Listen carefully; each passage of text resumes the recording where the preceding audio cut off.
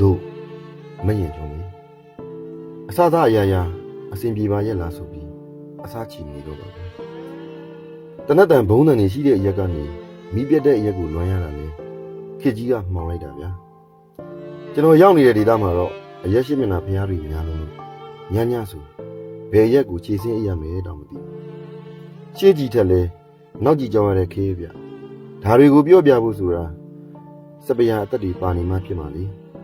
ရှိပါသေးတော့မရင်ချုံမီ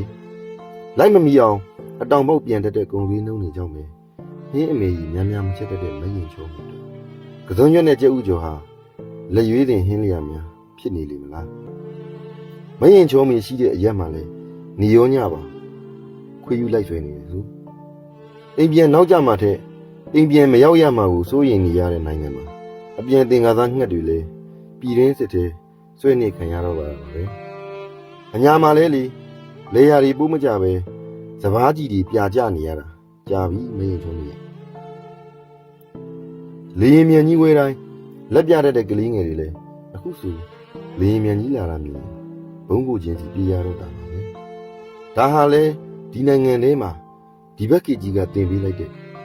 မသိအောင်နေနည်းတစ်မျိုးပေါ့ဗျာမရင်ချုံမီကြီးတရင်အမြဲကျွတ်နေတဲ့နှစ်တွေမှာပြောက်ဦးစားလက်နဲ့ကြီးတန်းတွေ